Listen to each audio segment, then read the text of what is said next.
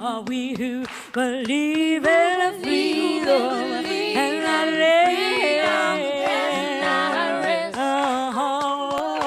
We who believe in freedom cannot rest until it comes.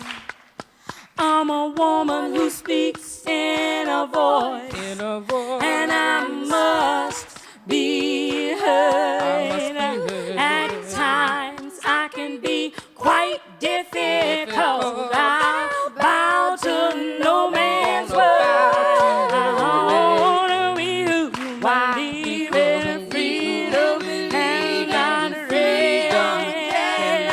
rest. We here believe in freedom cannot rest until it comes. Bum bum ba dum bum bum bum bum bum bum bum bum ba dum dum bum bum bum bum bum dum ba dum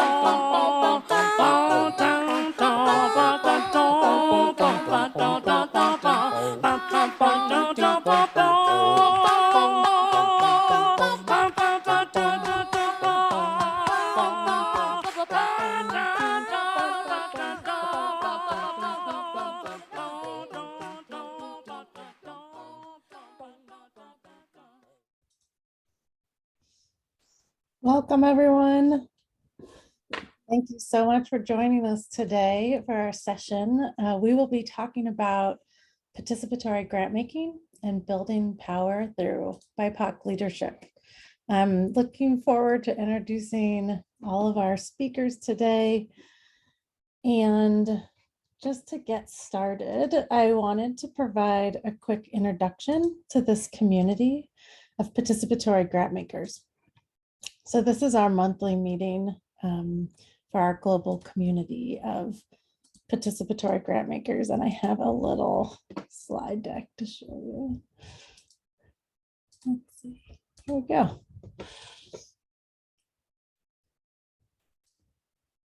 So I'll introduce myself. Hi, I'm Kelly Buells, and I'm a volunteer with the participatory grant making community. And we are a global collective of grant making practitioners that are working to build the movement towards a more just distribution of wealth and community self-determination within philanthropy. And we have a website with lots of resources if you're interested in getting involved in participatory grant making. And our community uses primarily Google Groups and Slack to communicate, and it's a great way to share resources and ask questions of your peers and just build community. And then we also provide these monthly learning sessions that are through Zoom, and we also record them all and put them on YouTube. So this is being recorded and will be available there after the session. We originally started as like 12 participatory grant makers, and now our community has grown to, I think, over 700 at this point from around the world. So we have 2 sessions that are in different time zones to try to make sure that everybody can be involved. Originally, we sort of rotated through content every month, doing peer support and learning, deeper dives, and advocacy to try to encourage more people in philanthropy to adopt participatory methods. But starting in January 2022, we are going to have monthly peer support and learning sessions because it was really hard to coordinate across time zones. So every month there'll be an opportunity for everyone to come together and learn from each other. And then we'll continue to plan sessions like this one monthly and record them so that people can watch them across different time zones.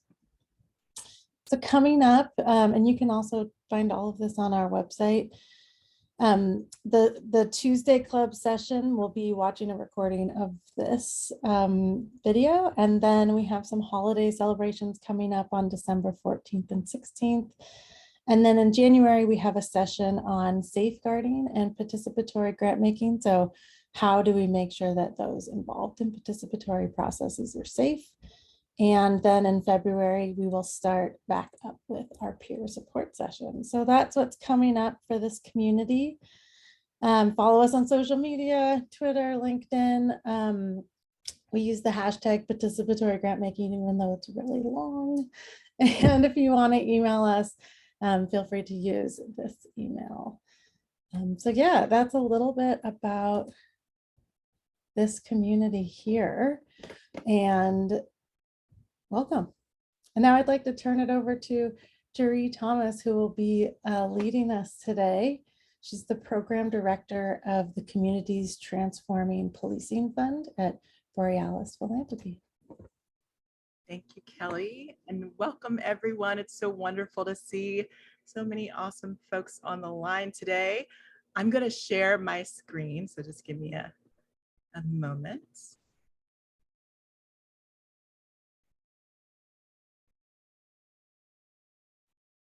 All right, can everyone see that okay? Well, as Kelly mentioned, my name is Jeree Thomas. I go by she, her pronouns, and I am the program director for the Communities Transforming Policing Fund at Borealis Philanthropy. I'm based in Chesterfield, Virginia, on Monacan land. And for a visual description, I'm a Black woman with glasses. I have short curly hair, a chunky purple sweater, because I'm always cold, y'all, and some degrees in my background. So as we get started, I'd love just to start by, if folks could introduce themselves in the chat box. Let me see if I can get my. So if you could introduce yourself, drop your name, pronouns, organization, and location. And then after you do that, we have some grounding and reflection questions that we're also going to drop in the chat. So to ground us today, we are going to start this conversation by reflecting on two questions. Who does your foundation or philanthropic organization serve? So that's the first question. And then who is your foundation or philanthropic organization accountable to?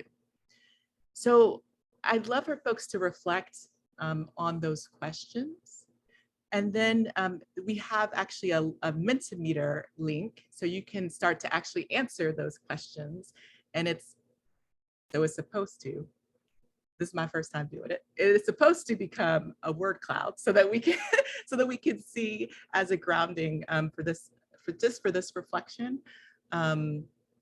We can kind of see where everyone's at in terms of those two reflection questions of who does your foundation or philanthropic organization serve? And who is your organization accountable to? So I'm going to see if I can. I'm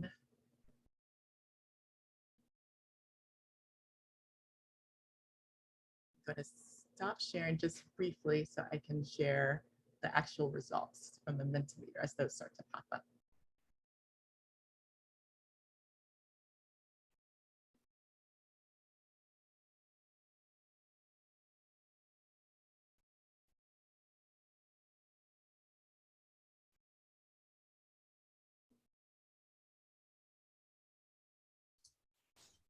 As all the introductions are coming in, I'm just going to keep reposting the link so people can find it. Thank you.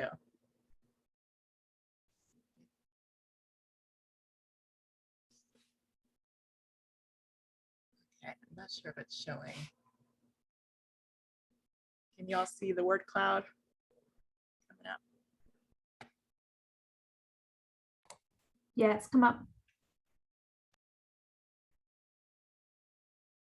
It's helpful to start to see for the folks that are on the call. First.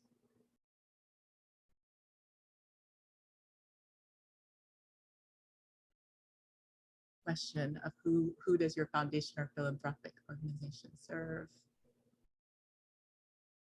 And I believe the bigger words are the ones that more folks are putting in there.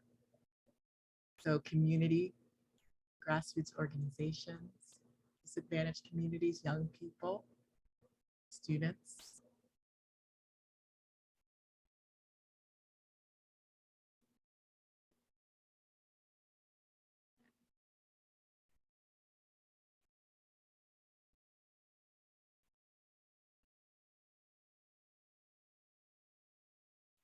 I'm trying to see if there's a way to get to the second questions view.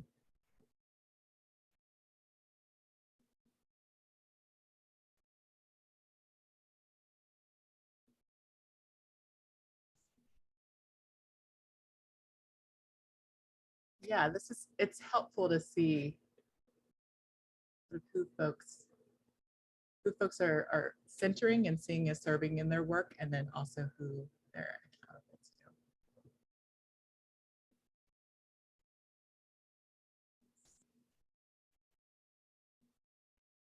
Okay, well, I'm having trouble seeing the second question. Kelly, were you all able to see or was anyone able to see the?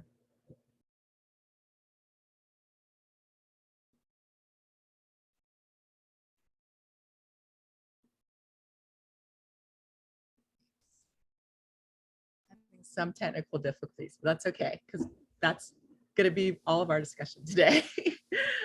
So let me flip back to our presentation.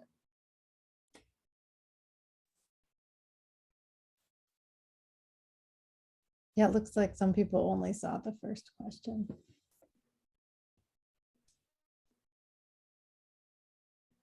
Well, thank y'all for filling out the first question. Sorry, trial and error with learning how to use Mentimeter, but it was very interesting to see who everyone is centering in their work, who you feel that you're serving.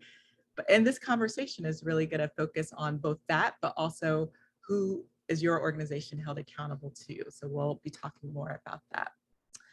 So I want to thank you all first for reflecting on those questions.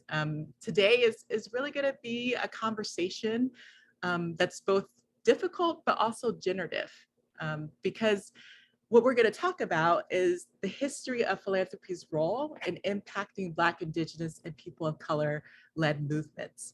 Not only our current impact, but the historical impact, which we know has been pretty troubling in a lot of ways, right? We know that, not only is much of philanthropy's wealth built on, the history of stolen land, of Indigenous genocide, of chattel slavery, right? But we also know that the fact that we live in societies where folks' basic needs have to be met through philanthropy, like that's harmful, right? The fact that folks who are fighting for their lives and for liberation have to wait on a grant cycle or fill out a 20-page application, that's also harmful, right? So it's important.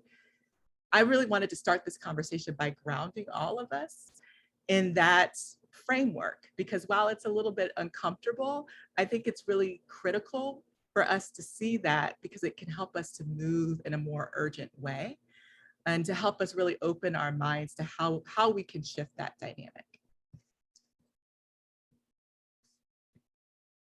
So I want to talk just very, very briefly about this concept of movement capture that Dr. Megan Ming Francis has shared. And essentially, she developed the concept of movement capture to describe how philanthropy has imposed its will and has changed the direction and priorities of organizations that they fund.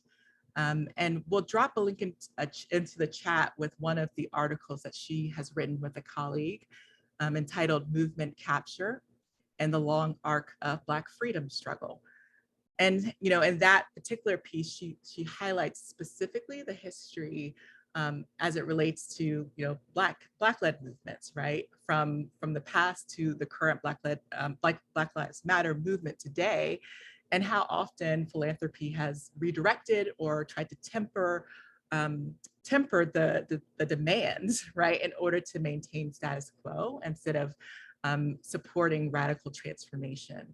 So a lot of what we're going to talk about is how we can think through practices in order to mitigate what we know is a long history of unfortunate, negative impact and influence, how we can start to look at how potentially participatory practices, right, can help us move towards being more accountable to those movements.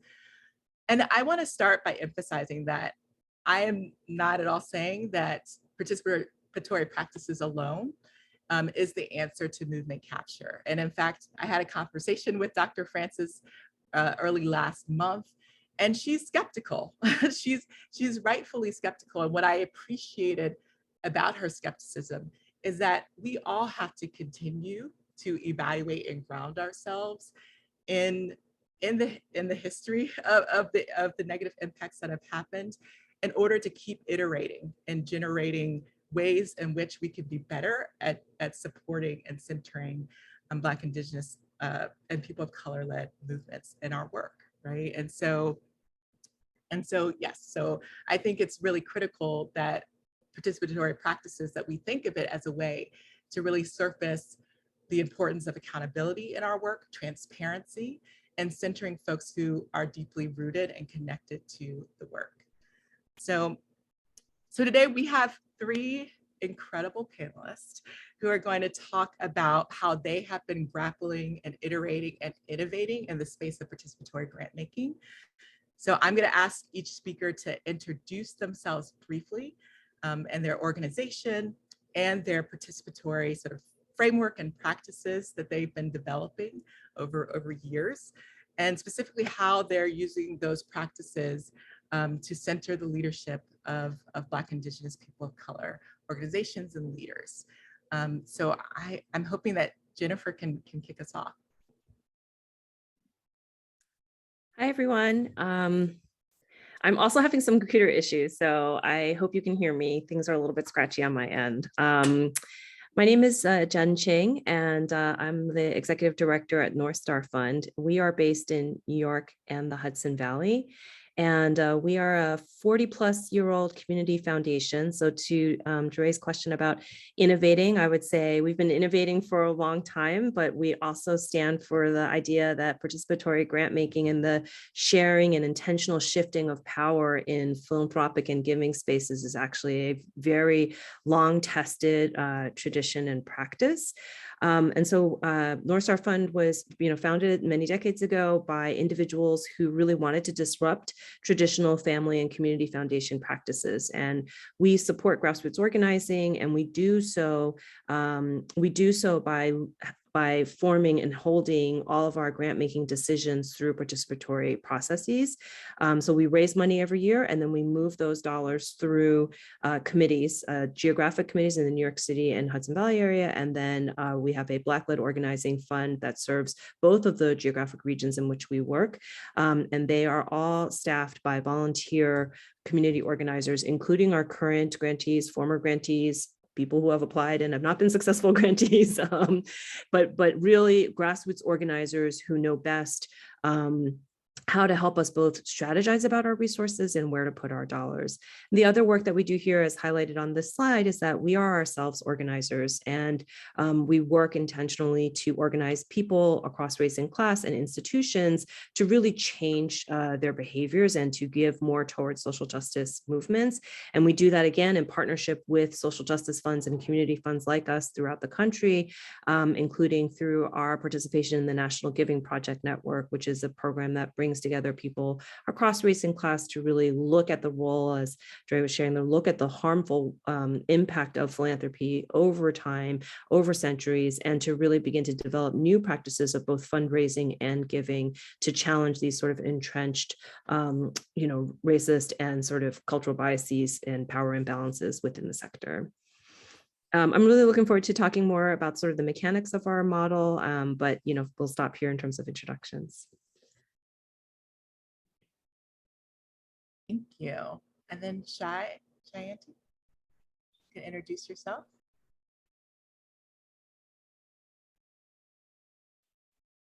I'll go next. Hi, I'm Shayanti Singletary-Jones. I am the co-founder and chief operations officer for Cypress Fund and the Grove Action Fund, RC4. So we are not quite as old as North Star Fund. This year we turned 3, which is really exciting and feels really big and powerful for us. But Cypress Fund is a social justice fund and organizer collaborative that's based in the Carolinas. That's really thinking about what does it take to build people power and to empower communities to be able to make decisions decisions for themselves. We use a reparations practice is how we do our work. So really thinking both about the harm that happens as money is accumulated, but also the harm that can happen as money is kind of redistributed and where money goes, and how we're really thinking both about transformative experiences for donors and transformative experiences for community members. We believe that the best solutions are homegrown and are led by folks that live in communities with each other, and that by funding those community-led opportunities and works and investments that we're able to make the best decisions with our dollars. So Cypress has a three-prong approach. The first prong is around donor organizing and transformative experiences for donors. We recognize that everyone is a donor, and folks come to donor organizing in a variety of different ways. But if we want to really transform funding landscapes in the Carolinas, it's important for us to engage a variety of different donors in political education processes. The second one is that movements deserve the right to be able to make decisions about their money. So 100% of the dollars at Cypress are decided by a wide variety of different movement-led organizations and committees that come together at multiple points in a year to make decisions about our millions of dollars in grant making and then help us to design the evaluation.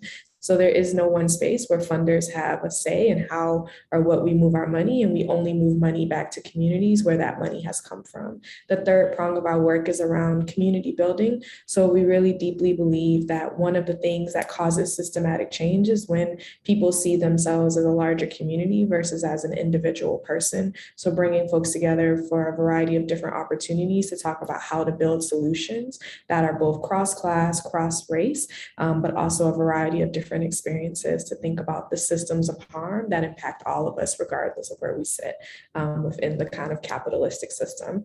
So that is Cypress. I'm excited to share more about our practices. We are also in the Giving Project Network with Jen and with North Star Fund, and use participatory grant making for every part of our grant making at the fund. Thank you. And now I will pass it to my colleague Aldita, and I will share. Thanks so much, Sheree. Hi, everyone. Buenos dias, buenas tardes. My name is Aldita Gallardo. I use she, her, they, them pronouns. I'm based in Oakland, California on a lonely land. I'm the program officer for the Fund for Transgenerations at Borealis Philanthropy, where I get to work with Jeree and also get to build with Jen. And thanks so much, colleagues that are joining the call today. I don't know if it was mentioned, but Borealis is a social justice philanthropic intermediary working to resource grassroots movements for transformative change. We build bridges between funders and organizers to support movements working to make a future that serves for all of us. And so there's 9 different donor collaborators at Borealis, and I'm part of and helped to lead the Fund for Transgenerations. Our fund was started in 2016 to resource emerging trans-led organizations and fiscally sponsored projects, all who are working towards building and accessing the rights and dignity and safety of trans people. And we're a domestic US-based fund. We are a national activist fund, so we are grantee partners. Over 40 of them are based in the US South. 86 are Black, Indigenous, and trans people of color, with over half of our grantee partners being Black trans-led groups, and a majority of them being trans women and femmes led organizations. We're also rooted in our values of racial justice, intersectional feminism, and uplifting trans leadership. And we hope to expand on the legacy of the work that our transcestors and trans trailblazers have been doing, and bringing that sort of like generational lens, as well as like the magic of trans people of color into philanthropy and moving from equality really towards justice.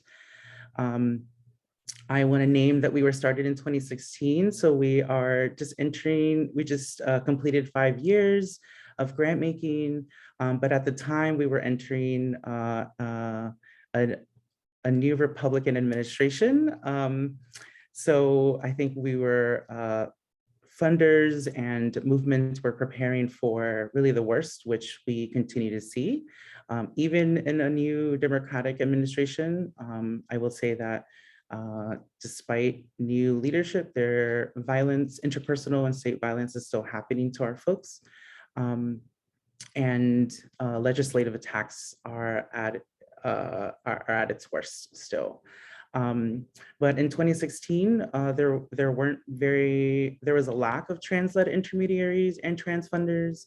I want to give a shout out to Trans Justice Funding Project, which was started in 2012, who fund grassroots trans-led projects far and wide, but there wasn't really sort of a vehicle for trans organizations to connect with that can help them navigate institutional philanthropy.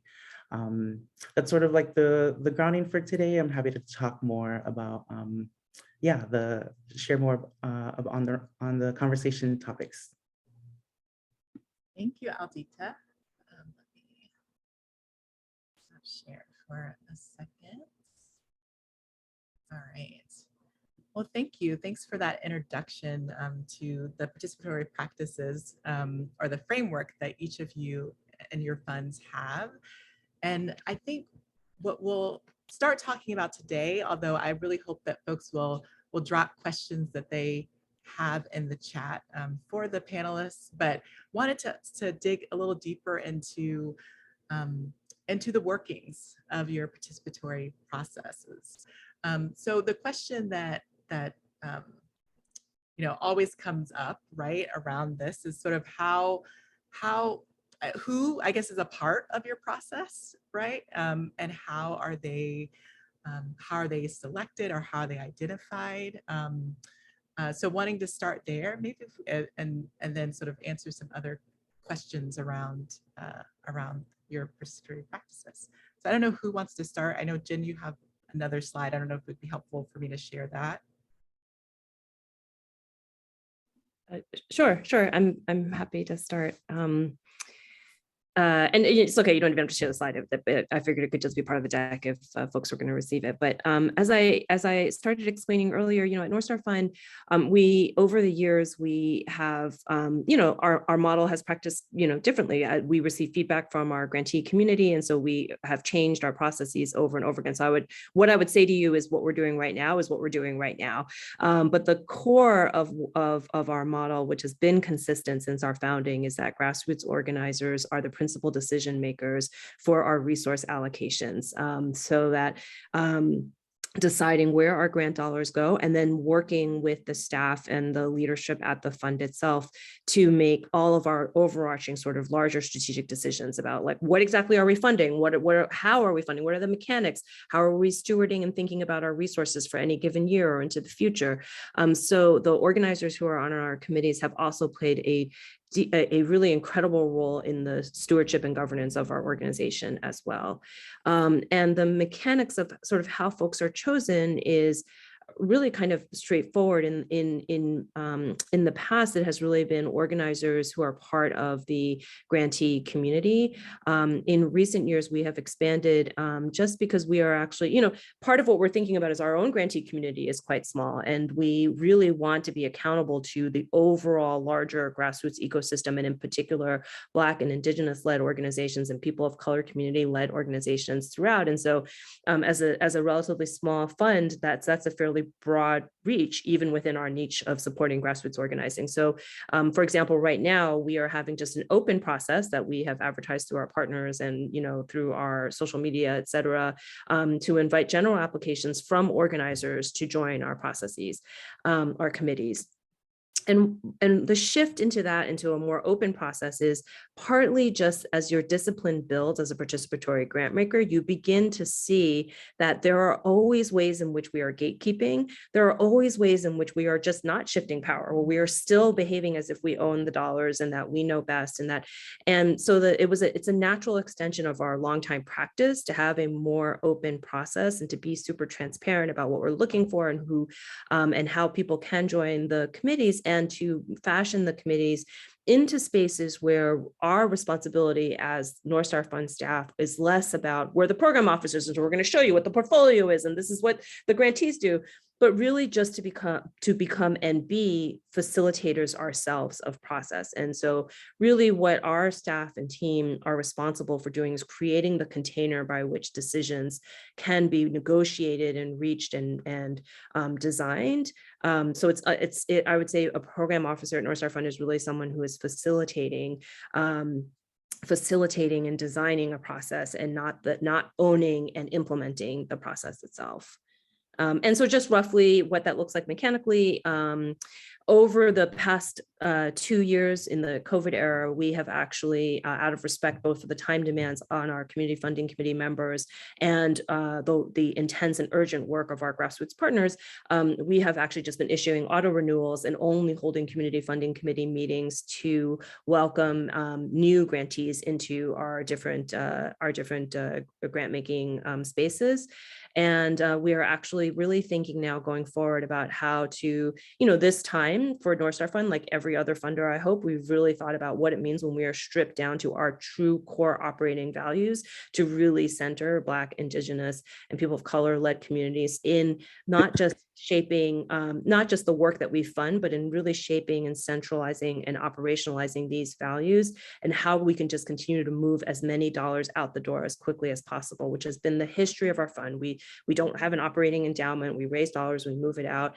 And so we have been actually thinking about how we can even further streamline and strengthen our grant making processes with our CFC. So stay tuned. We're going to have more changes coming our way. And as I said earlier, part of the exciting and wonderful and iterative thing about being a participatory grant maker is that we are in constant cycles of feedback with our grantees, and then we are constantly changing. And so it's actually a very liberating and wonderful thing to not feel like, oh, we have this ownership over this thing, oh my gosh, we have to do all this process. No, it's just process. So we change, and our grantees understand that. And as long as we meet our goal of sort of being as transparent and clear as possible about our directions and our values, then really we've gotten consistent feedback positively that grantees appreciate and understand that everything we are doing is in response to feedback that we have received in order to make the fund as accessible and open a place.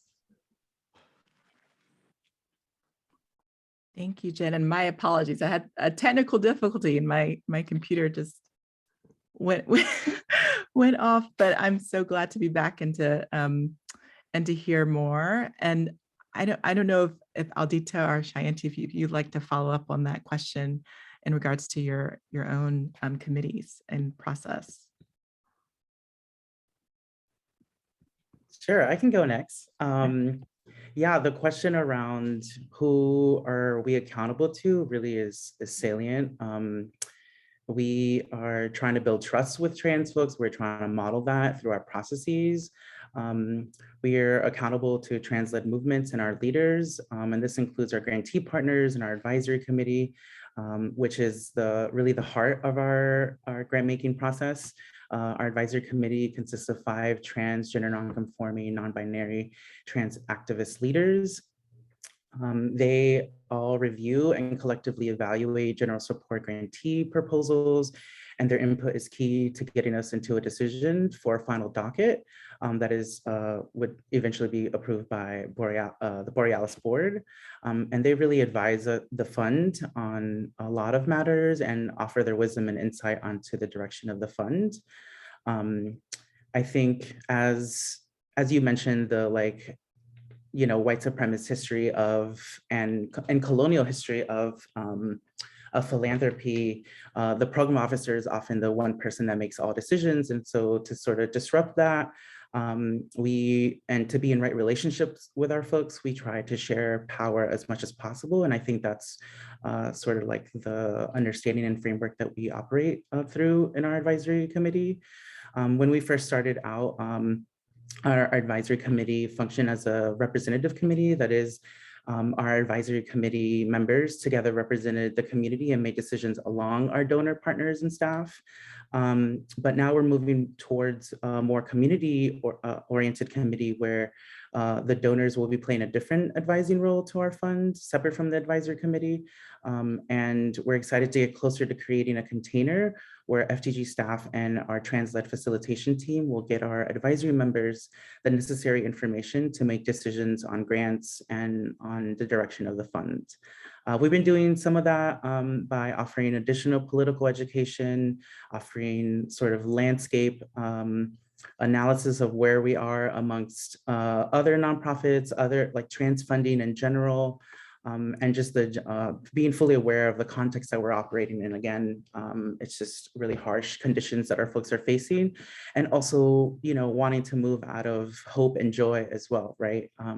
I think destabilizing that or interrupting that is also work that we want to center in our conversations. Our advisory committee members commit to 1 year and are able to participate for a second year. And oftentimes folks are really eager to stay on. We seek their recommendations for who else to nominate when there is an opening, along with asking our other trusted trans funders and trans movement leaders that might also know folks that could benefit from a space like the advisory committee.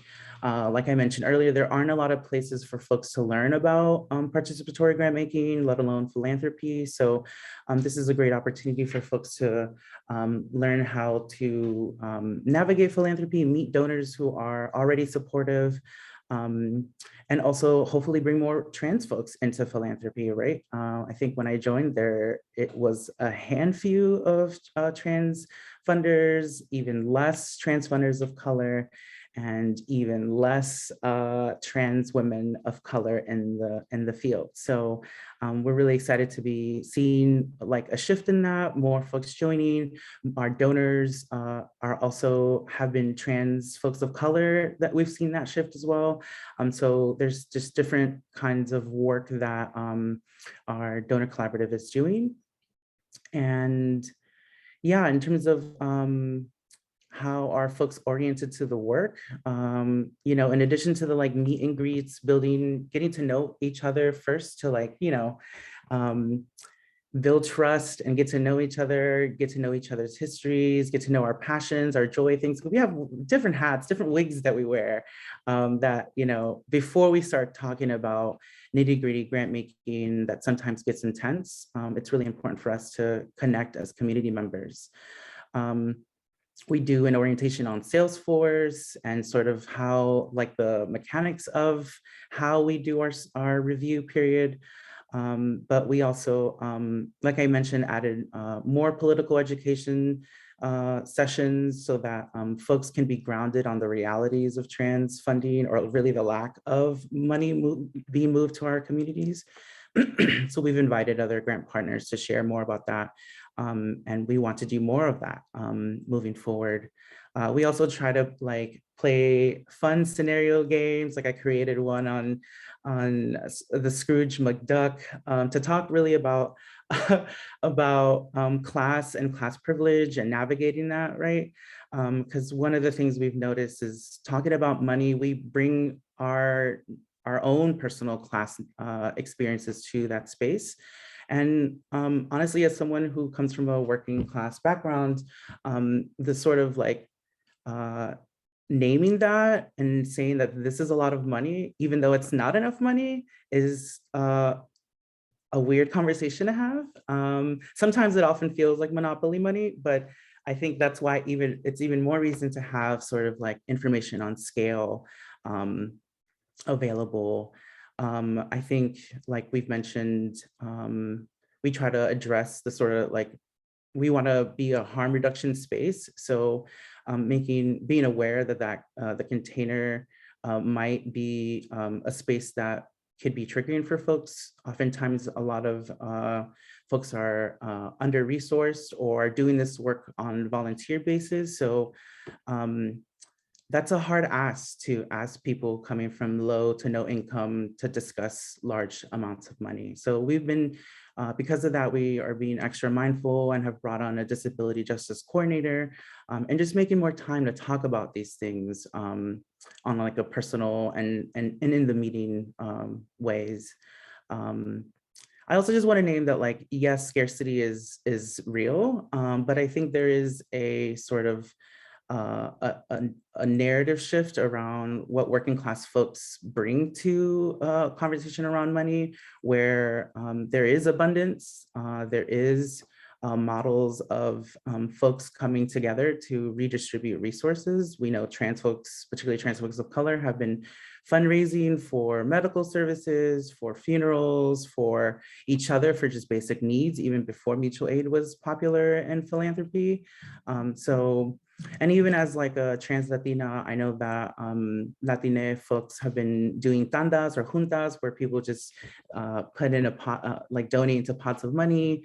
And so it's really shifting that, and just like the generosity that folks from working class backgrounds have, right? So I just don't want to frame working class folks as like, I want to uplift them in a positive light as well, and that there's a lot of offerings that folks can do that. Yeah, I'll pause there.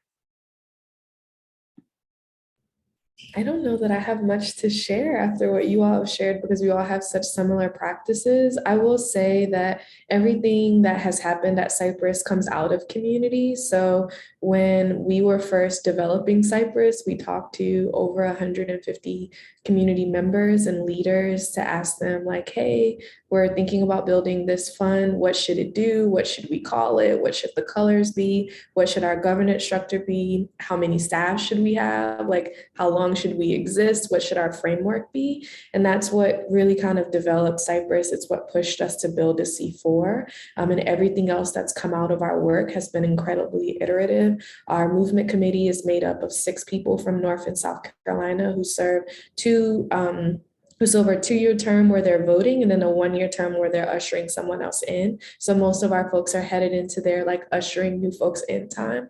But everything that we've done so far has been from the community that has been called to us to do particular things. So our multi-year fund was a call from our grassroots partners that said there isn't anyone giving long-term capacity building resources at very high levels for the next 5 to 10 years, right? Like, folks aren't doing that. They're not giving it to us grassroots folks. Like, we just can't get access to that. So we built a multi-year fund that moves 5 to 10-year grants. When folks told us that there was an opportunity to take money from the Durham police budget and build a harm reduction fund, we built the container, and then we solicited the city to be able to get those resources moved and raised $500,000 to support that fund, right? So every fund that we've built has been community members coming to us and saying, like, hey, this is a need that we have. Is there a way that Cypress can kind of help hold this, create this, teach us, and be in relationship with us around how we do that? So people select us, we don't select them, and we pay folks for their time. We deeply believe in the labor that goes into this work, and also recognize that as a paid staff member that works in philanthropy, I have an unlimited amount of time to give to this. But if we're asking folks to come into this space and to do really, really hard labor, that we both need to compensate them and make sure that they have the political education that they need, but also the ability to flip the book and turn this away from us. So each one of our grant cycles does evaluation different, because it's based on the people that are a part of that cycle. So for our police brutality fund, there is no reporting. It's just we have a conversation as a community and we talk about what has changed. For our multi-year fund, we build our evaluation processes by cohort. So the cohort says hey, here is what we would like to see done as a cohort. This is what we would like to do. Can you help us evaluate our reach? For our political education work, for our donors come together and tell us, this is what it felt like for me. This was the moment that transformed me in this work. And this is what I think we all need to be moving towards. So every aspect of Cypress is completely designed by the people that are engaging in it. And that means that it's iterative. That means that it changes. That means that it looks different from day to day, but it's incredibly responsive. It is the kind of work that I think really moves people in a different sort of way and keeps us super accountable and teaches us how to do the hard things that I think traditional philanthropy tells you you can't, right? So in South Carolina, there are not a lot of 501c3s that are doing organizing work. So learning how do we fund grassroots groups that have made the choice to not be a 501c3. That was a step for us where we had to figure out like, how do we do that? Or how do we engage in a transference of resources that isn't based in surveillance, because we work with a lot of organizations that are not doing work that is sanctioned by the state or have experienced extreme harm from the state and don't want to engage in those types of practices. So I think our work has called us to find the answers that you would traditionally not be able to find if you were in just like big philanthropy. Right, but like, how do we make sure that we are being accessible, that we are being people, the people that we fund are people I see in my grocery store, I give to their organizations. And the thing I'm always proud to say is 98% of our grantees are individual givers to the fund. So we don't have this thing where we are like funded by these massive people that don't live in our community. We certainly have funders that exist outside of our communities, but for the most part, our folks fund this work because they believe in what we're doing. They see themselves as a part of the fund. And there is no one person that is like deeply leading or building this thing, right? But that as a community, the fund allows us the framework and the container to be able to build the solutions that we need to have, and that we iterate and change and shift as we need to. So I think that is the only thing I would add to the things that all of the other amazing panelists have already said.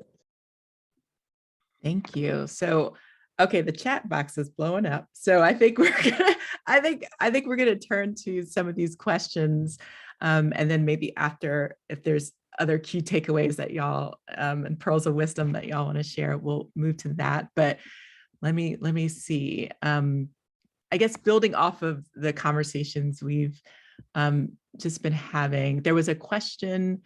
I believe it's by Nina, about for those of you who have an approach of supporting movements, I'm curious how you define movement aligned work and who is a movement leader is.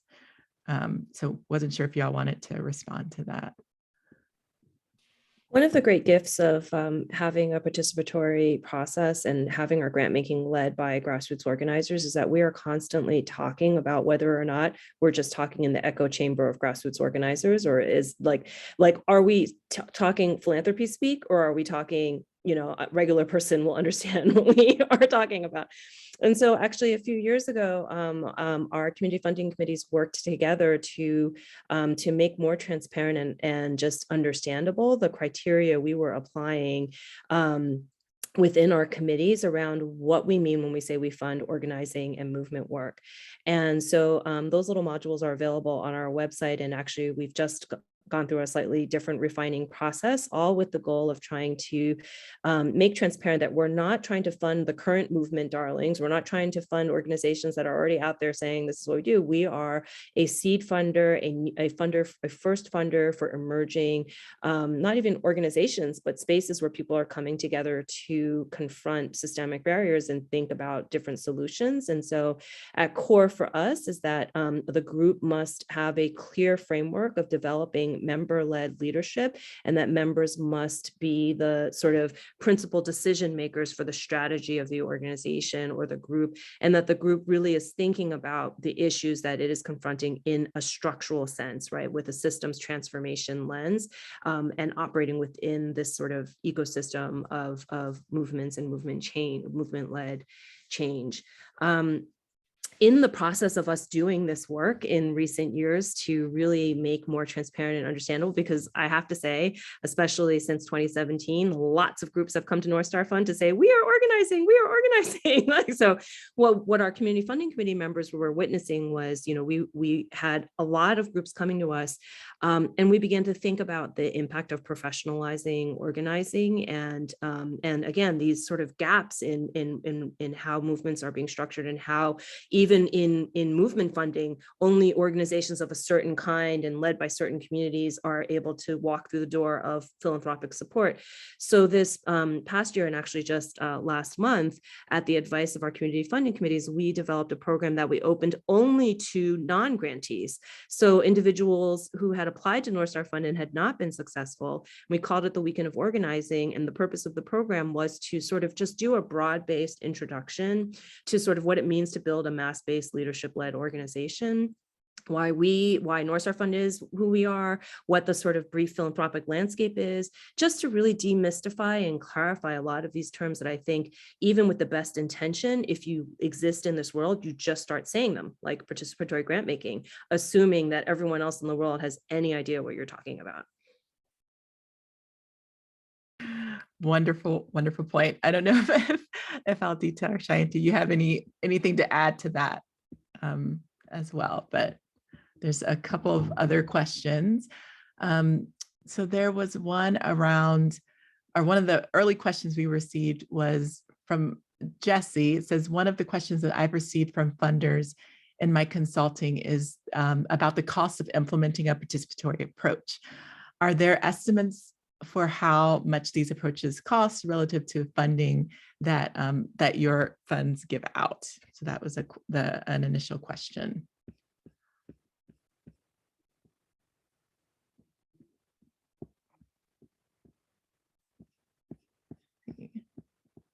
I mean, I think it depends on how you do it, right? Like, of course, you want to pay folks for their time, but I think some costs that folks don't always think about is like childcare, feeding folks, if you're like gathering folks together, adequately paying the staff or whoever the facilitator is that's going to be gathering the space, the materials for the space. But to me, the biggest cost of participatory grant making is the emotional labor that goes into it.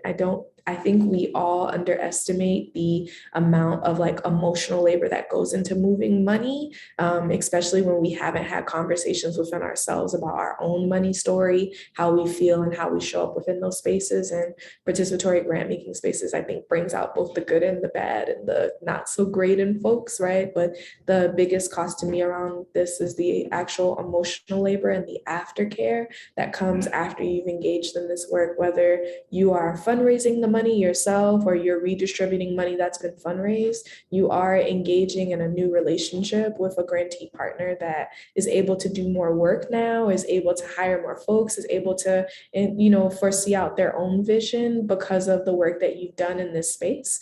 And I think we don't always kind of account for that. So that is, my like kind of overarching thing. And, I think it can be right. Participatory grant making happens all the time. I tell people my grandma does participatory grant making at her church when they have barbecue dinners. And it's like, hey, we about to raise some money for a barbecue dinner for these kids for the holidays. So I think sometimes we can get so caught up in ourselves and think it's this like big thing when what we're actually talking about, right, is like bringing together a pot of money to then be redistributed to our community for a variety of different solutions. So I don't know that there's like one particular cost, but I would definitely open it up to others if folks have other things to say. I mean, my kids will tell you that I am very, very cheap, and I've got colleagues on this call today who probably, unfortunately, agree with them.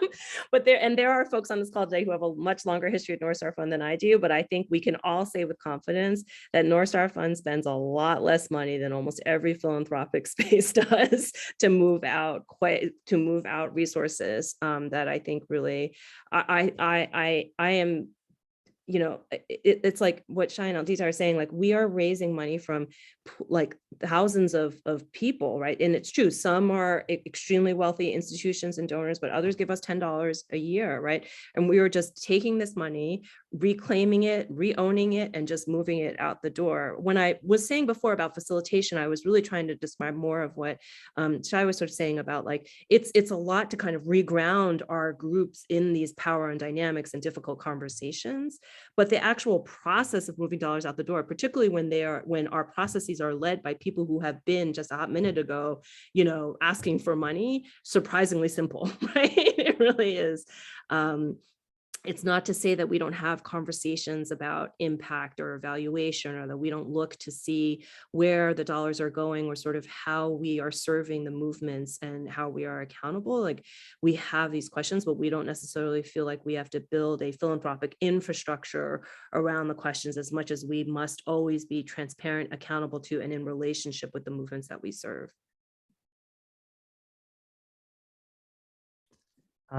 Those were two major mic drops from you both, especially Chai.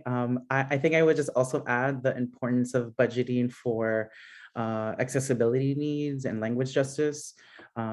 So I think for us, it's been definitely a learning edge for us, but to make sure that we ask for folks' needs upfront, their comfort level with like numbers or long reading, like just reading in general, making sure we budget for closed captioning and image and do image descriptions. We're also mindful about when trans folks travel. We know that the TSA is gonna be an awkward and violent experience. Also, just like if fat folks need an additional seat on a plane, so things like that. We're also mindful to support folks that have emotional support animals. And we're learning about the different kinds of learning disabilities and physical disabilities that might prevent folks from fully participating. And in terms of language justice work, we want to disrupt the dominant culture that centers English as the primary language. So we've been intentional about inviting non-English dominant folks, particularly monolingual Spanish speakers, to be a part of our advisory committee. And so the cost of translating all of our forms, of bringing on a team that offers a simultaneous interpretation, which we work with Bavia Collective, just want to give them a little plug. They're based in Puerto Rico. And just committing to everyone, you know, to use language that it can be understood by everyone, right? So like limiting the philanthropy jargon, even like a acronym like RFP might throw people off. So just being mindful about that and budgeting for all these things. Thank you. So I'm looking back through the questions. There was one around how do you build and hone the facilitation practice of yourself and staff members? So I don't know if you all want to address that piece, or if you have additional facilitation support, if you want to share more about that.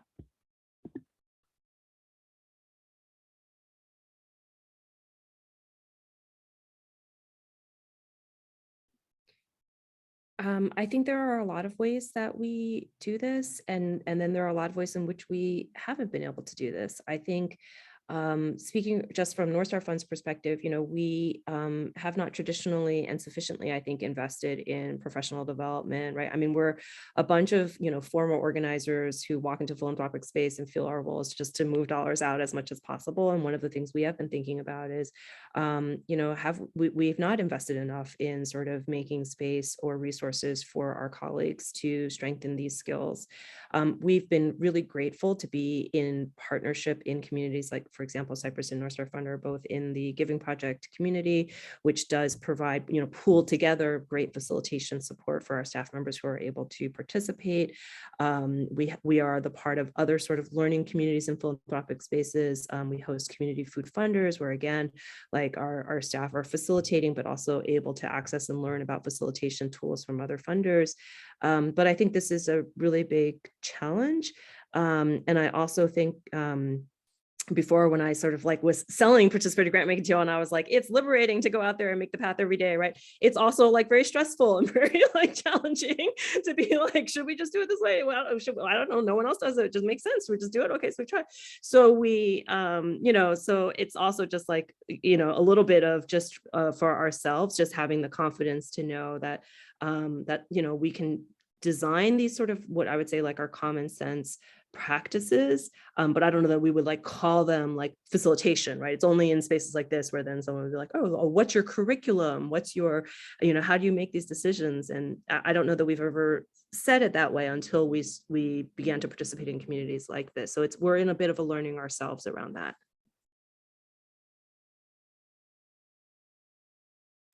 I would agree. I don't know that we do the best job around this. I will say, I think one of the things that we are very fortunate and blessed to be able to lean into is the elders in our community, particularly civil rights and indigenous elders, to kind of help teach us how to facilitate space. So much of our work has thought about the ways that we move closer to traditional practices, whether they be Gullah practices or Wakama practices where I live, or really thinking about like the ways that folks are able to engage in consensus-based work and the ability to make decisions as a community and to feel a part of one. So we're also, as Jen said, in the Giving Project Network, and we lean into that type of work, but I don't think we do the best job at it. I will say something that has been really transformative for us has been participating in Whiteness at Work, which sounds like it wouldn't be helpful, but we do like a lot of facilitation things that are talking about the ways that white supremacy and capitalism and heteropatriarchy like show up within our workspaces, and really working to decolonize that. So taking both as staff, but also our folks that do our participatory grant making through various versions of those types of trainings, I think help us to unmask some of the ways that hypermasculinity, or the ways that like classism and sexism or racism or xenophobia shows up within how we facilitate spaces, or pushes us to think about like non-white supremacist ways of existing, have really opened up our ability to radically imagine how we facilitate and build different things. We also really resist the need to write, right? Like we like deeply resist it. We believe deeply in like oral history and oral teaching. So I think that also comes out of our own practice of like deeply resisting white supremacist practices that center particular forms of validation over others, and really thinking about like how are we constantly subverting that work.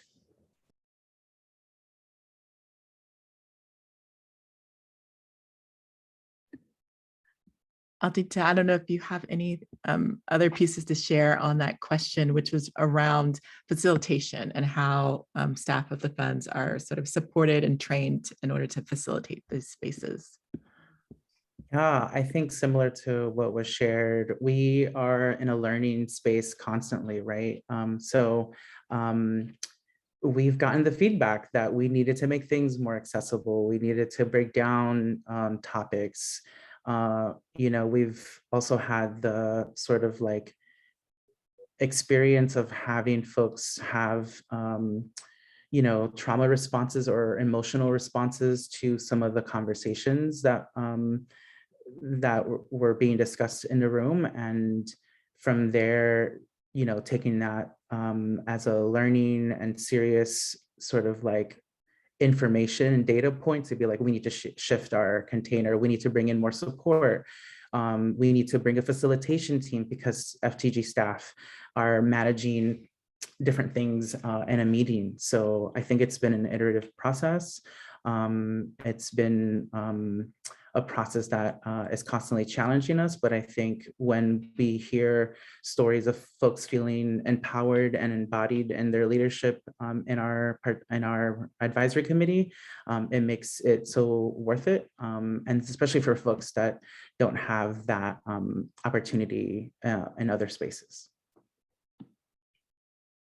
Thank you. And I'm just going to take a moment of moderator privilege to shout out the Black Emotional Mental Health Collective. So we've had the pleasure of working with them, and they have been supporting our participatory process for the Communities Transforming Policing Fund.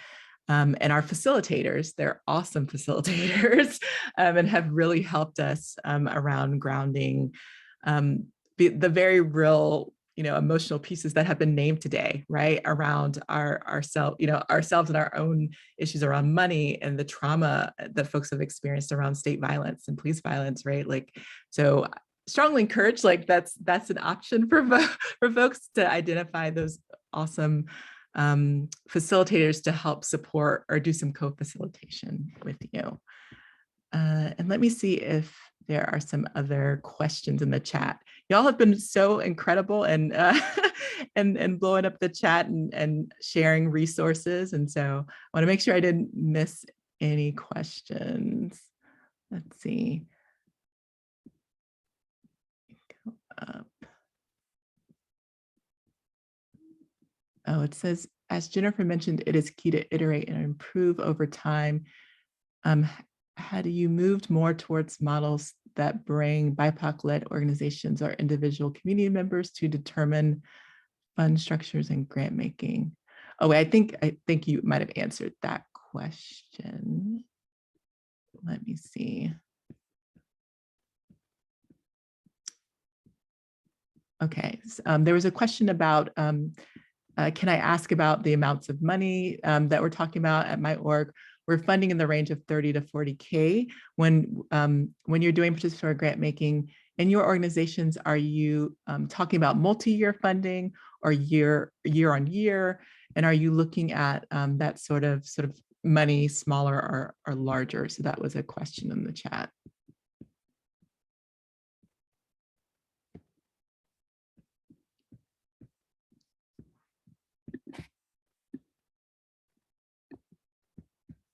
So I don't know if there's anything y'all wanted to share on sort of it seems like the question was around the amount of money that you can give through participatory practice, or that your organization is giving through participatory process, and whether it's multi-year or year on year. So on behalf of North Star Fund, I would say the answer is yes. We have multi-year funding, we have individual year funding, we have money smaller than $30,000 grants, and we have grants that are larger.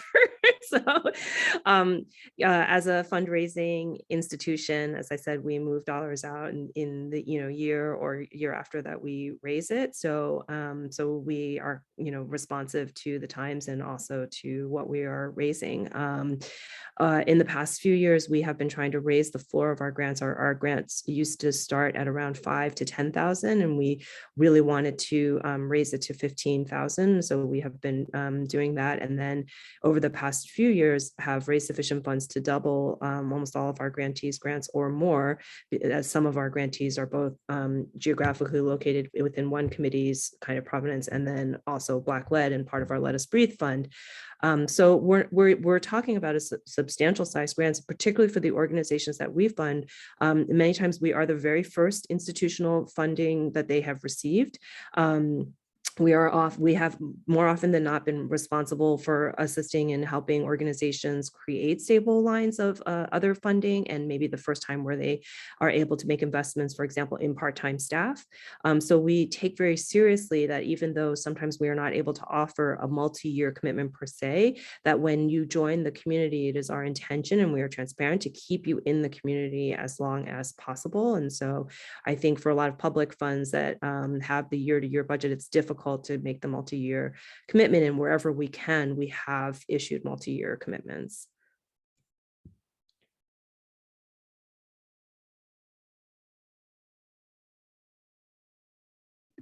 I don't know if Shayanti or Aldita, if you want to answer that as well. Yeah. Go ahead, sorry. I went first last time.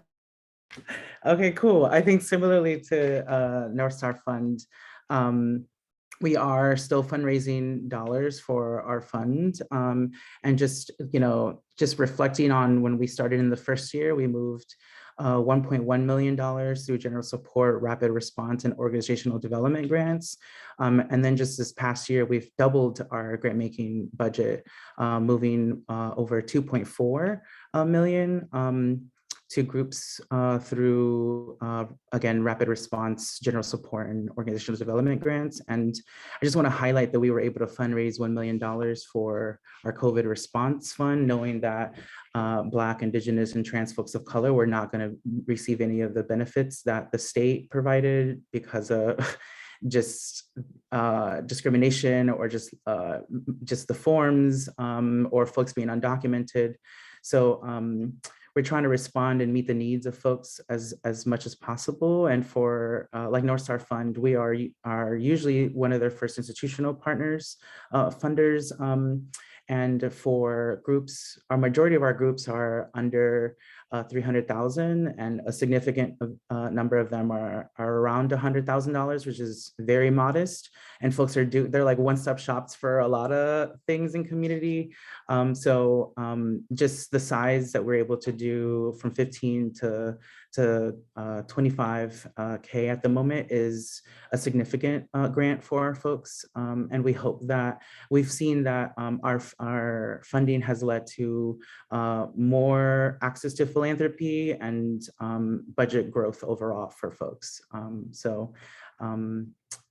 Yeah, we still find value in our grants, and we are still fundraising. So yeah. We are the same. I think all of us. Our smallest grants right now are $10,000 after hearing feedback from our folks that anything less was not quite as helpful, and really pushing us to be move with an abundance mindset. So we move grants from about 10,000 to 150,000. We both do like multi-year as well as like more shorter term grants. Every one of our grantees, no matter what, gets a $5,000 wellness. Just take care of yourself. Don't talk to us about it. You do what you got to do, but don't use it on salaries, and you can't use it on programming. So it is a project-based grant, but it's specifically around wellness. So that's something that we've moved, and we have additional resources that we moved for folks in our communities that are Indigenous or that are Black-led and Black serving or trans-led and trans serving. That really helps us to think about some of the core systematic ways that they're unable to access resources. So that is what ours kind of looks like. I also have to hop. Unfortunately, end of year grant making has snuck up on me, but I'm so grateful to be able to share what we do within this community. And I'm just super grateful for you all. So thank you. Bye, y'all. No, thank you. Thank you.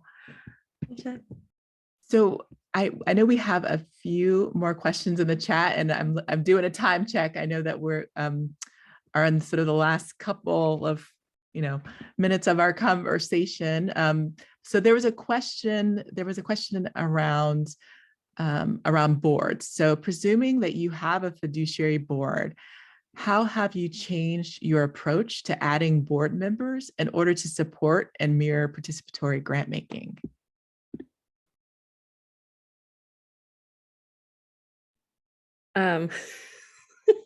They're laughing. Well, I have the pleasure of serving on Borealis Philanthropies board. And we have some board members in the room now. I promise we are not just the only 4 people that are doing participatory grant making in the United States. Okay, it just happens to be. So I'm a fairly new member of the Borealis community, though, so I can definitely defer to you for explaining. I will say, I think there are a lot of different models, right? The spectrum of participatory grant making being practiced out there in the world. Boards play different roles.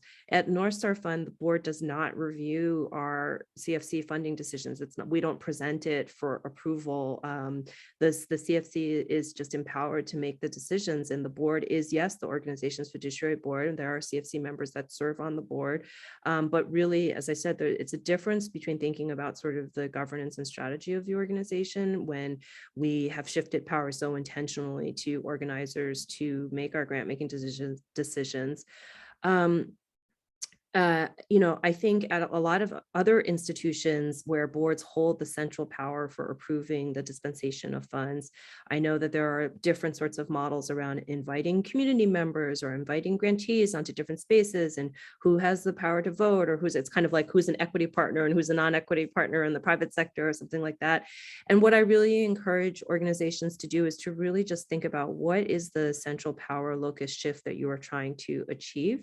And why are the transitions so painful and challenging? Like, what has to be shed or considered when, as I said earlier, there is a long-standing historic, and quite smoothly running practice of funding work in the way that we do at spaces like North Star Fund or around the country at different social justice funds, and we have not all imploded or gone on fire, and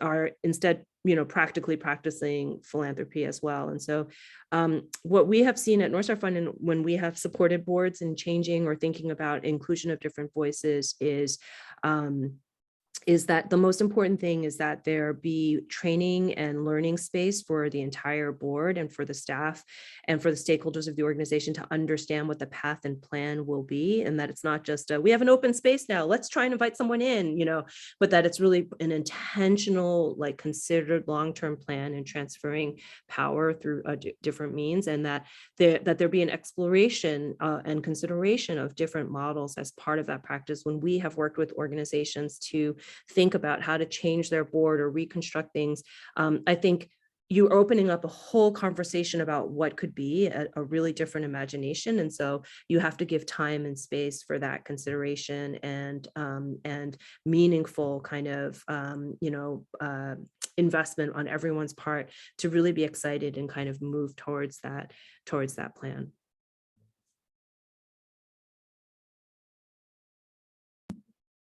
Aldita, I don't know if there's anything else you want to share. I think Jen, you might have covered it for us, but I just want to also note and thank everyone in the chat that is adding resources and talking about also their experiences in participatory grant making. Thank you for sharing out your wisdom. There was a request that we can share out the chat message. So Kelly, I don't know if that's something you can do or we can get on the Zoom backend, but I know there's been so much rich materials provided through the chat. So thank you all. There was another question around, let's see. Oh, well, there was a question. Can you share more about your personal career backgrounds and how you got engaged in participatory grant making in your roles? I can start us out. Well, so I am an organizer and sort of just see my work as a resource mobilizer now in philanthropy. I was working prior to joining the team at Borealis. I was organizing trans and queer youth of color in the Bay Area around school discipline policies. We know that our young folks were being policed in schools, and the school to prison deportation pipeline was pushing our young people out, and trans youth in particular were being policed in particular ways that being an adult ally to them is still really meaningful, right? I think I learned a lot about who I am, and through them, I really got into that work because there were no other like trans, queer, folks of color adults that I could look up to when I was younger.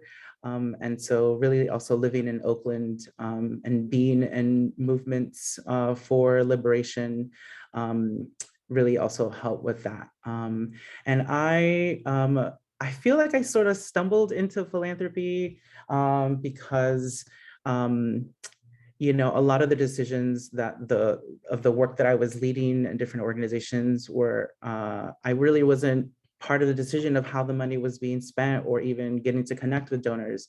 And it wasn't until a local family foundation, the Akanadi Foundation, showed up into our office and was like, we want to speak to the frontline organizers. We want to get to know you. We want to hear about your work, what you're dreaming, what you're scheming. That felt like, oh, wow, there are folks that are trying to do things differently. And so, yeah, I think I was also organizing, in addition to another job that I was doing, I was organizing with other trans folks of color on creating healing spaces for us and spaces that we can like share ideas, share stories, share strategy. And that was being funded by the Fund for Trans Generations. And I was like, what a neat funder. Thank you for doing this. And once I actually saw the list of the grantee partners that we funded then, I'm like, I've been to their conference, I've been to their, workshop. Okay, so, and then an opportunity presented itself. So I'm feeling really lucky to be amongst you all on this call and with Jen and Jeree and my colleagues at Borealis. That I think it's definitely been like a rigorous learning shop, and there's a lot of care in our team. So, and we're trying to do right by our folks. So, yeah. I so appreciate that. Thank you for sharing. I just want to share that when I interviewed for this job at North Star Fund, I had not worked in philanthropy before. I didn't really have much relationship with philanthropy, except that it was the space that I was constantly writing applications to get money from and not getting money. But I remember the members of the hiring committee said to me something along the lines of like, you really don't seem to like raising money, and yet you're applying for this job where the central purpose is for you to essentially like raise money. And I said at the time, and I say now, like, I have had a very uncomfortable relationship with money and asking for money all my life. And I think that's part of why I really want to be in this space, because I understand how difficult it is to reframe one's money asking to this concept of mobilizing and organizing resources and people. My family experienced a significant amount of downward economic mobility when I was a child and into a teenager. And I was taught and ingrained with this message that I could be the little fish and swim against that downward trend, and that the meritocracy of America would save me, and that I would, sort of save myself and everyone around me. And I really bought into that hook, line, and sinker. I got into Harvard. I was on my way, and I had to work through college, number of jobs. And so I was at one of my paying jobs, and I saw this flyer for a community organizing fellowship for youth organizers. And I always tell people, just to be totally honest with you, I had no political mentality, but it was paid. So I applied for it because I was like, another job that I can get. And working with the organizers really opened my eyes. Becoming an organizer gave me a frame and an analysis and a language for being able to say things and just understand the lived experiences that I had, that I witnessed my parents and my family having, that I just had just literally swept under a rug and had just sort of assumed had no real systemic basis. But even as an organizer, and an organizer without financial means behind me, I made the decision to go to law school, because I thought, well, who can afford to be an organizer, which is a whole question for another day about our ability to sustain the sector that we support. And I worked for 20 plus years as an attorney in the private and the public sectors. And in all of these sectors that I worked in, I had the same recurring experience, which was witnessing how terribly money moved through the system, how inequitable both fundraising was, how inequitable sort of the impact of dollars and how they landed and where they landed were.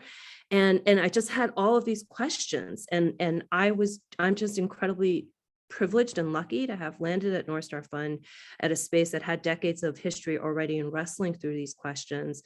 And with my colleagues now in the current generation of North Star Fund, we have really made transparent our intention to be organizers and to really center these very difficult questions about money and power in our work, which hasn't necessarily always been the case, but we are learning alongside peers like the Fund for Transgenerations and Cypress Fund to really change how money moves and to think about our work as systems work and organizing work, and not just we're raising money to give to grassroots organizers who themselves are changing the system, but we are actually part of changing the system as well. Thank you. And appreciating Kelly, who's helping me identify some of the final questions for our conversation today. Let's see. So there's a question around, let's see. Do any of the presenters also have a learning community capacity building component to accompany the funding they give? Would love to hear how you approach these. Let's see. And actually, let me see. That might have been one of your colleagues might have answered for you did in the chat, but yeah, it was a question around sort of other supports that you provide in addition to your participatory grant making. Yeah, I can start us out. We offer part of our grant making sort of model is to include capacity building to build the infrastructure of trans-led organizations and also the leadership of trans folks. That looks like having coaches being paired with grantee partners and helping them work through some of the organizational topics like fundraising, donor development, comms. But we've also seen that with our trans leaders are needing spaces just to process grief and trauma and loss. We often paired, in the beginning, we moved organizational development grants to our groups, just a small grant, so that, sort of like Shai said, that they can just spend it on what they need to spend it on and not salaries. But that has expanded to include healing justice and leadership development, knowing that folks will need different things, right? And so we wanted to make sure that our dollars are flexible in that way. We offer peer learning webinars, so we tap our grantee partners to share their wisdom. We've had topics around how to think outside of a traditional 501c3 structure, fundraising topics. I want to give credit to Jeree, who's also helping us at Borealis build out cross-fund professional capacity building trainings. So she was able to coordinate a finance and fundraising institute that really was multi-pronged, and we're going to continue to offer that sort of in-depth training through one-on-one sessions with folks, because I think folks are wanting to learn more about what is a useful budget, what does a liberatory budget look like, how can we dream in ways that are aligned with the values that we hold. And yeah, I think we're in a really exciting place at FTG to offer more of those trainings and think through some of that with our colleagues.